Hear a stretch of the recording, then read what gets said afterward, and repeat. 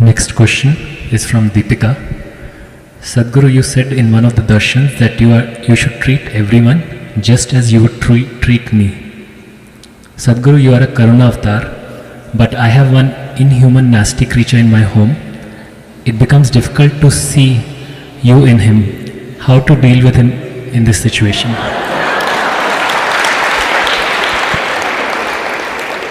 In how many years of marriage does this evolution happen?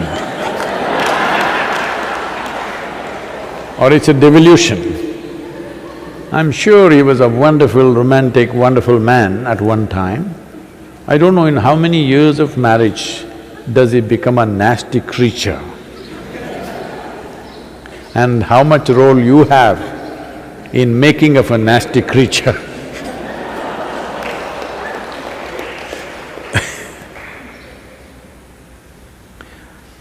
See, especially if he is nasty creature, especially if it is so, this is your perception. But especially if somebody is a nasty creature in your home or in your office or wherever you are,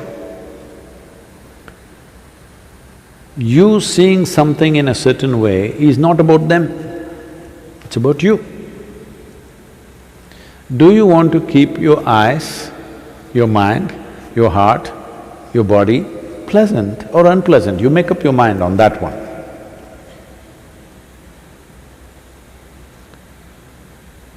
Now, if you look at him, I said even that nasty creature, please look at him, it's like me. I am not telling you that you have to listen to his teaching or take new practices from him. No, I'm saying, if you have looked at me with a certain sense of reverence, devotion, love, affection, whatever is your emotion, if you have, please see everything with that, because all I'm saying is, you have a body, you have a mind, you have emotion, energy. We're talking about your emotion right now. If you hit a certain level of sweetness of emotion at one point in your life, either because of your love or devotion or compassion or whatever, you hit a certain level of sweetness, this is the high point in your life. Now you should not come back from that, you must see how to go beyond that. I'm saying whatever was the highest or the sweetest or the most wonderful emotion you had, make that the baseline. Why are you coming back again? If you did not know such an emotion, then what would I tell you? Which is the sweetest emotion you had in your life? My child, okay, see everybody as your child. We've told you that at one time. Then I saw you sat here with tears of blissfulness and love coming out of you. Then I said, see everybody as you're looking at me right now, because this will make your eyes, your mind, your heart, your body and your very being sweet and wonderful. This is not about him. Especially if he is being difficult, then you are being well trained. Even if you go to hell, you will do well. Yes,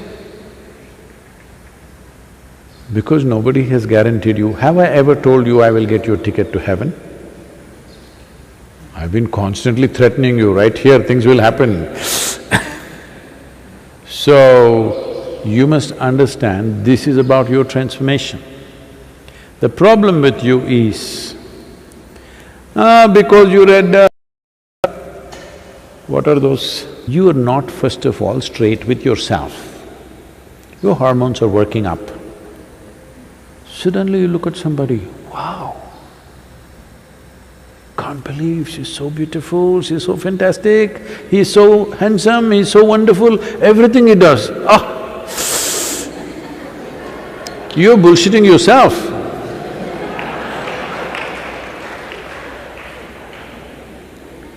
No, no.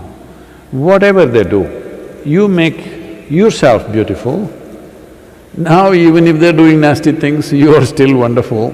This is different. You know they're doing nasty things. and you're still wonderful. This is fantastic. They are doing nasty things, but you think they are doing beautiful things. This is a stupid nonsense. I'll tell you.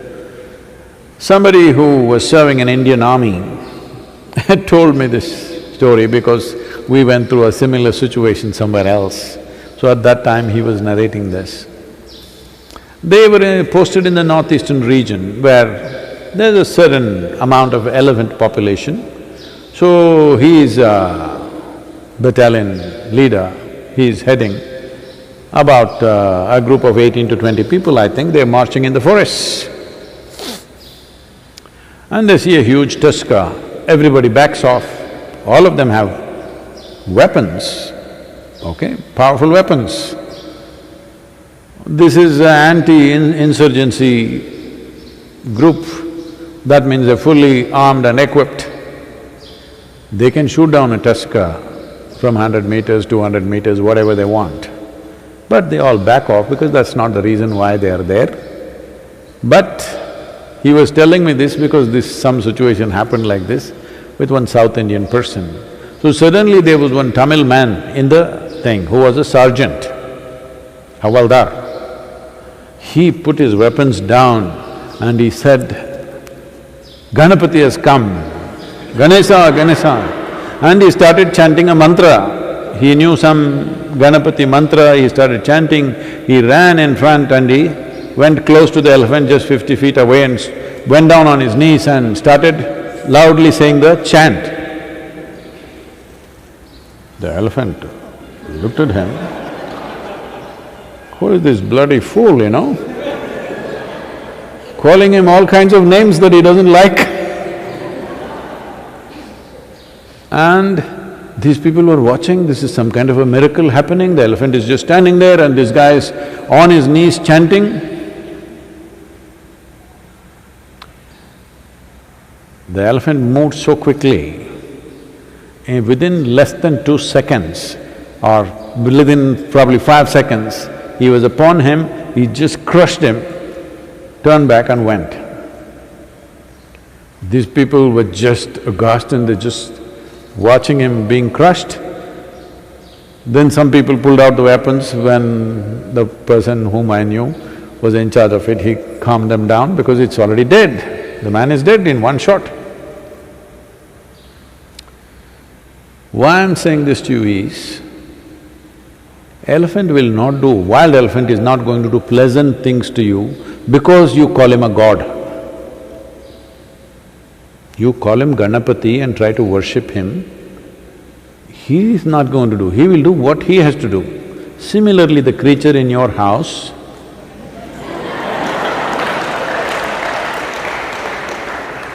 he will do what he has to do, whatever is his characteristic.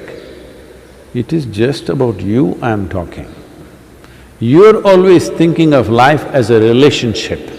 No, I want you to understand, before you were born or even when you were being born, you did not have a relationship even with your mother. This is going to be very unpopular, people are going to pick on me, but please look at it. You don't have a relationship, you just have an existence. Relationship happened because of your needs. You saw her as your food, you went for her. You saw her as the basis of your survival. You recognize that quickly, you know. The moment a child is born, hand her over to another man or another woman and let them take care of all the child's needs. Child will immediately go to them. This whole idea that you think it's coming to you because you are the mother and you delivered, no. It is because of the needs you form relationships. Otherwise, there is just existence.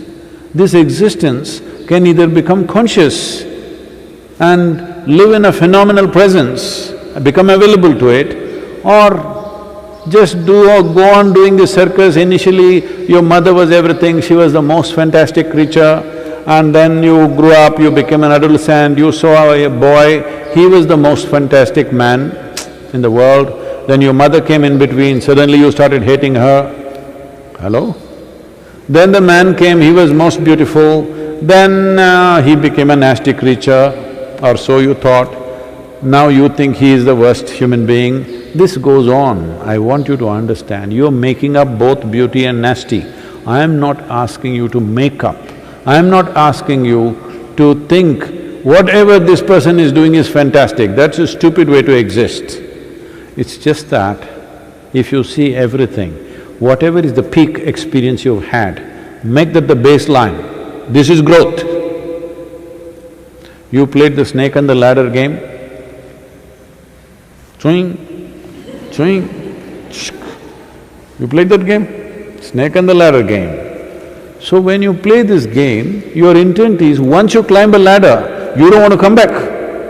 You don't want to hit a snake, you want to find another ladder, go up, that's a natural expression of life. So once you know a certain level of sweetness within you, don't bring it down. That should be the basis. The next thing should be better and better.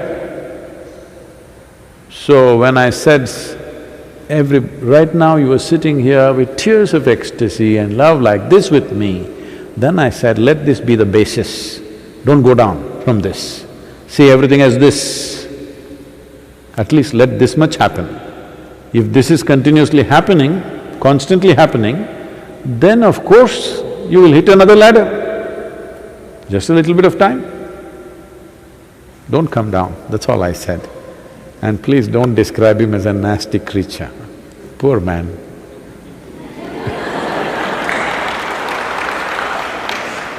This happened. I think I told you, maybe one of these days only I told you, I don't remember, but let me repeat this.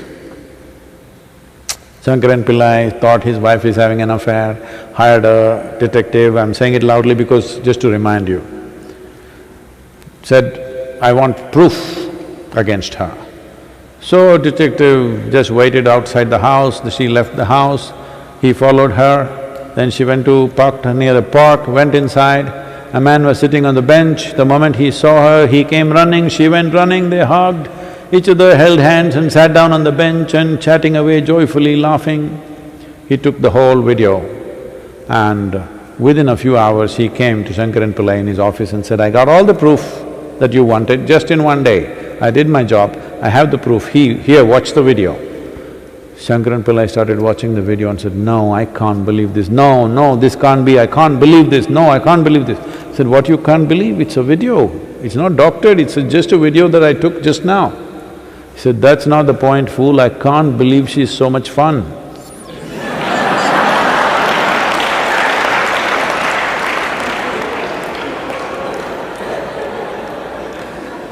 So, after 15 days is over, when the man goes away somewhere, then you will see how much fun he was. Don't do this to yourself